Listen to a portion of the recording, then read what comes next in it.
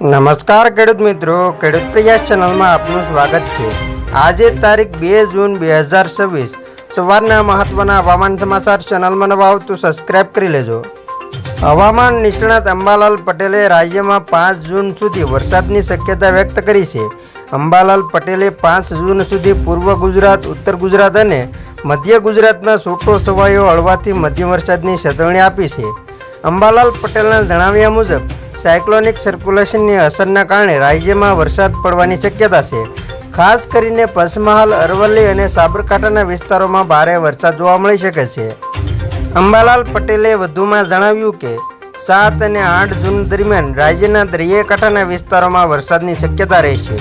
સાથે જ દક્ષિણ સૌરાષ્ટ્ર અને દક્ષિણ ગુજરાતના વિસ્તારોમાં પણ વરસાદ પડવાની શક્યતા છે।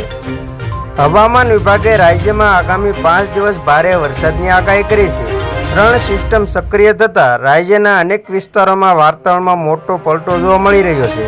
વેસ્ટર્ન ડિસ્ટર્બન્સ, સાયક્લોનિક સર્ક્યુલેશન અને ટ્રફ રેખા એક્ટિવ થતાં રાજ્યના અનેક વિસ્તારોમાં વાદળછાયું વાતાવરણ અને તેજ પવન સાથે હળવાથી મધ્યમ વરસાદ પડી શકે છે। હવામાન વિભાગ મુજબ ઉત્તર, મધ્ય અને દક્ષિણ ગુજરાત સહિત સૌરાષ્ટ્ર, કચ્છમાં પણ વરસાદી માહોલ રહેશે। ખાસ કરીને સાબરકાંઠા અને અરવલ્લી જિલ્લામાં આજે વરસાદને લઈને ઓરેન્જ એલર્ટ જાહેર કરવામાં આવ્યું છે। દાહોદ, મહીસાગર અને છોટાઉદેપુરમાં પણ તોફાની પવન સાથે વરસાદની શક્યતા હોવાથી ઓરેન્જ એલર્ટ જાહેર કરાયું છે। જ્યારે નર્મદા, ડાંગ અને તાપીમાં 50 થી 60 કિમી પ્રતિ કલાકની ઝડપે પવન ફૂંકાવાની શક્યતા સાથે વરસાદની આગાહી કરવામાં આવી છે। બીજી તરફ બનાસકાંઠા, પાટણ, મહેસાણા, ગાંધીનગર, ખેડા, અમદાવાદ, આણંદ, પંચમહાલ અને વડોદરામાં યલો એલર્ટ જાહેર કરવામાં આવ્યું છે। હવામાન વિભાગના આંકડા મુજબ 18 તાલુકામાં અડધા ઇંચથી લઈને 1.25 ઇંચ સુધીનો વરસાદ પડ્યો છે, જેના કારણે અનેક વિસ્તારોમાં વાતાવરણમાં ઠંડક પ્રસરી છે। રાજ્યમાં સૌથી વધુ વરસાદ મહીસાગર જિલ્લાના વીરપુર તાલુકામાં નોંધાયો છે, જ્યાં 1.25 ઇંચ જેટલો વરસાદ પડ્યો હતો। જ્યારે અરવલ્લી જિલ્લાના મોડાસામાં 1 ઇંચથી પણ વધુ વરસાદ નોંધાતા રસ્તાઓ પર પાણી ભરાઈ ગયા હતા। પંચમહાલ જિલ્લાના શહેરા અને અરવલ્લીના ભિલોડામાં 1 ઇંચ વરસાદ પડ્યો હતો। આ ઉપરાંત સાબરકાંઠાના વડાલી અને મહીસાગરના કડાણા તાલુકામાં પણ 1 ઇંચ જેટલો વરસાદ નોંધાયો હતો। મોરવા, હડપ અને ધનસુરા તાલુકામાં 0.5 ઇંચ વરસાદ પડ્યો હતો।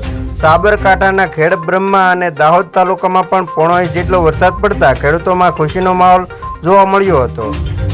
આ ઉપરાંત સાટબા, માલપુર અને વિજયનગર તાલુકામાં અડધા ઇંચ સુધી વરસાદ નોંધાયો હતો।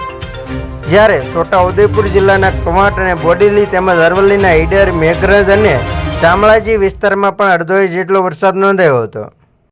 ગુજરાતમાં આગામી 5 દિવસ સુધી હળવા વરસાદની સંભાવના છે। હવામાન વિભાગની આગાહી મુજબ સાયક્લોનિક સર્ક્યુલેશન સિસ્ટમ સક્રિય થવાને કારણે વીજળીના ચમકારા સાથે વરસાદી માહોલ રહેશે। ખાસ કરીને સૌરાષ્ટ્ર અને કચ્છમાં 40 થી 50 કિમી પ્રતિ કલાકની ઝડપે પવન ફૂંકાવાની શક્યતા છે।